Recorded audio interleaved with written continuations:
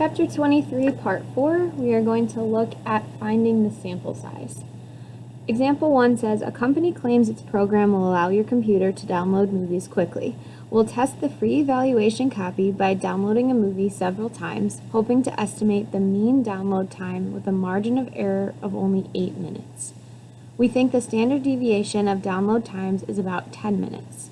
How many trials must we run if we want a 95% confidence in our estimate with a margin of error of only 8 minutes?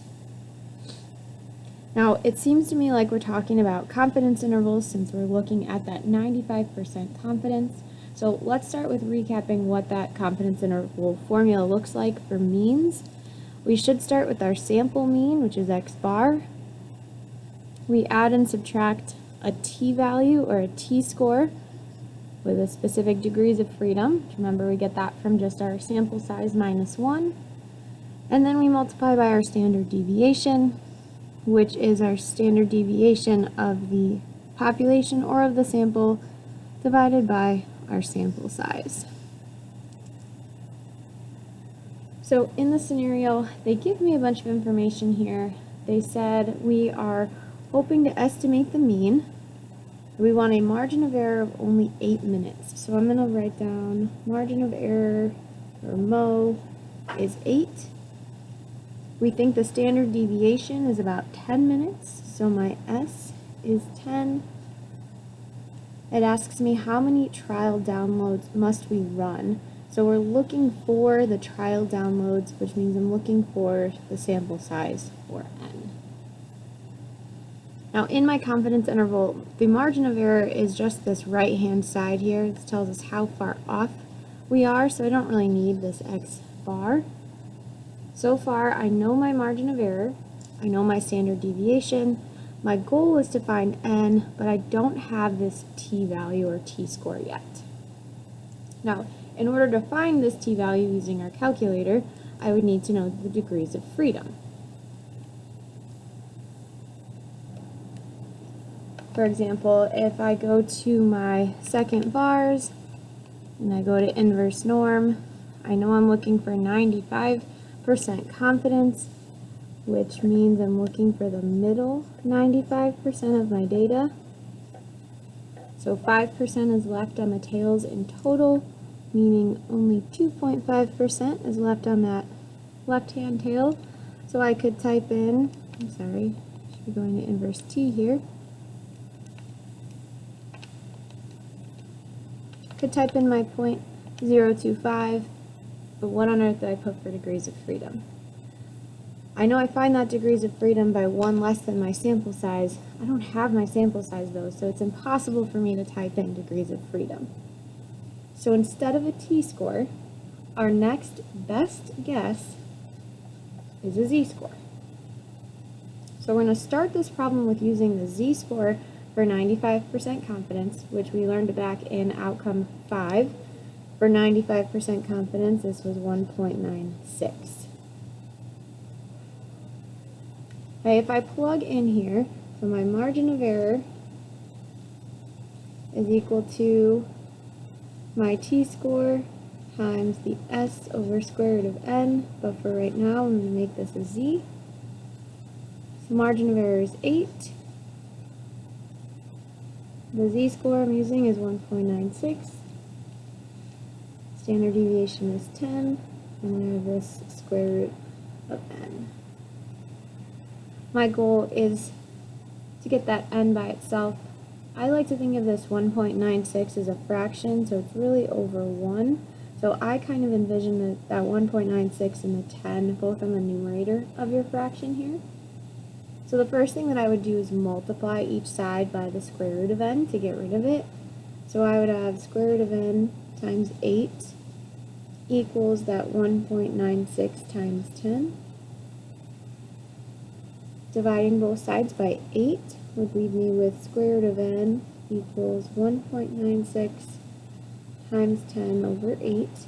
Notice I'm not typing anything into my calculator yet. I'm going to wait until the very end and type the whole thing in to avoid any rounding issues. My last step is to get rid of that square root. In order to undo a square root, we square both sides. So my n is equal to 1.96 times 10 over 8, all being squared. Okay, let's go ahead and type that into our calculator.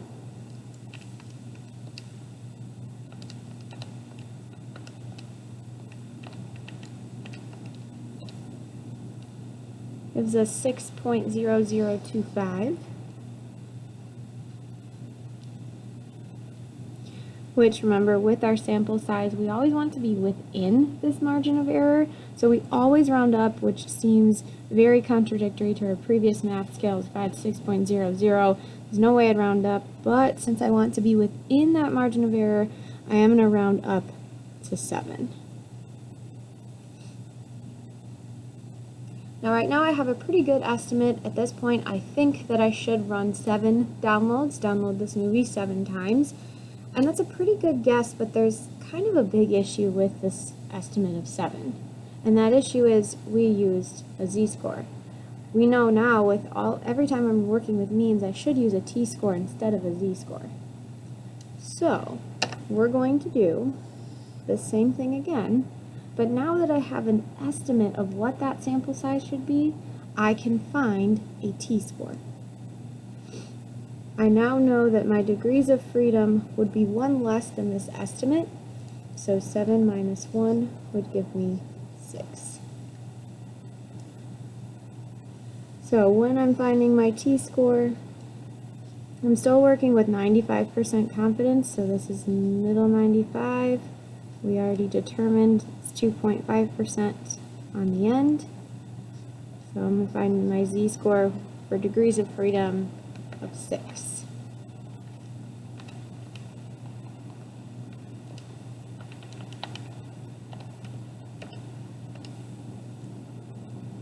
This gives me a t-score of negative 2.45 after some rounding. Now because that sample size is so small, this t-score is quite different than the z-score that we used. We used 1.96, which is far different than that 2.45. So let's go ahead and plug in the z-score and see how that changes my estimate for the sample. My margin of error is staying the same. My z-score is now that t-score that we found. Standard deviation is the same. And I'm still finding the sample size. Okay, working with that formula again, I'm just going to kind of jump down here because I know it should be the same setup.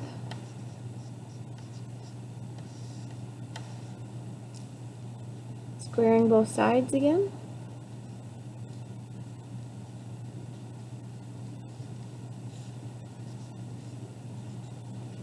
Okay, and let's plug this into our calculator to find our new sample.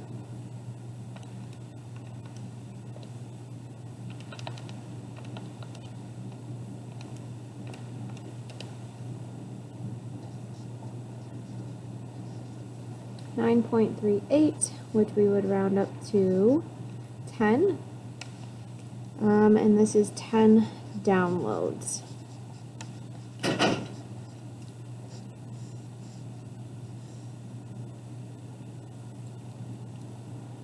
So every time that you're finding the sample size for means, you will have to kind of do this in a two-step process.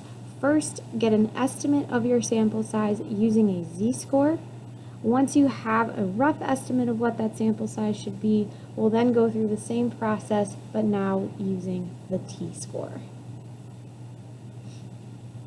Okay, let's do one more problem together.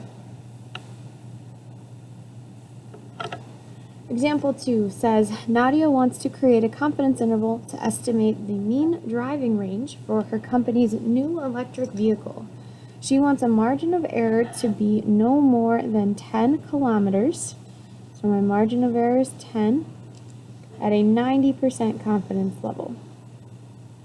A pilot study suggests that the driving ranges for this type of vehicle have a standard deviation of 15 kilometers. So listing out my variables, my margin of error should be 10. My standard deviation is 15. Okay, again, it's telling me 90% confidence, so I'm going to start with a z-score here. 90% would be 1.64. My job is to find the n value. So again, just like we did with that first problem, we're going to start with finding an estimate of our sample size using the z-score. Then once we have that estimate, we can use that to find our degrees of freedom and use the t-score in our next step. So I'm going to set this up. My margin of error should equal my z-score times the standard deviation over square root n. Again, I'm thinking of this 1.64 over 1. So I'm multiplying by the square root of n. So 10 times square root of n equals 1.64 times 15. Dividing by the 10 there.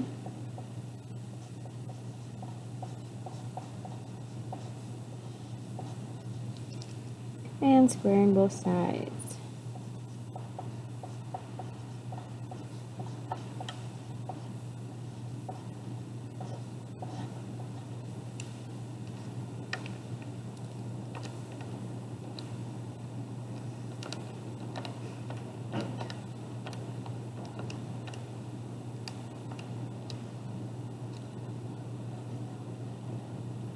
We get 6.05, which rounding up gives me a rough estimate of 7. So if my rough estimate for my sample size is 7, I can now find my degrees of freedom. 7 minus 1 gives me 6.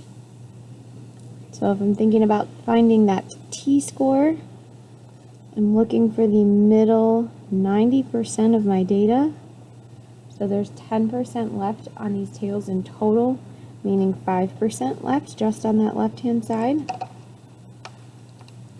So when I go to my second bar's inverse t, I'm using an area of 0.05.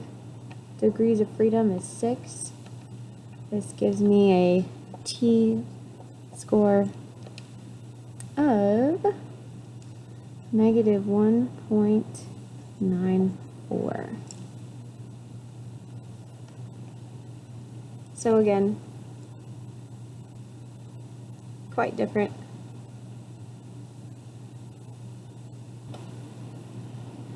Okay, we'll go ahead and do the same thing, finding that n value, but now using my t-score since it's a little bit more appropriate for averages. Again, I'm working through this algebra, trying to get that n by itself, and there are a few different ways you could do this. You could divide by the 1.94 first.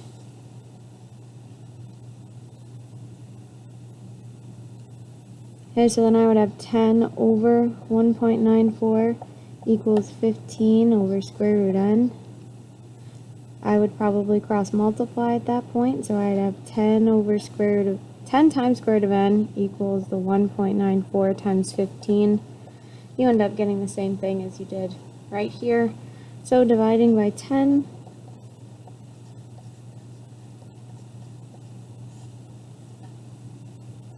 squaring both sides,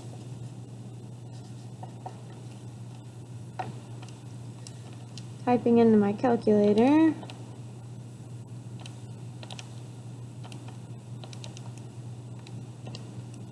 gives me 8.47, which is going to round up to 9. 9 what? I am looking at vehicles here, so this will be 9 vehicles or 9 cars that she should include in her study.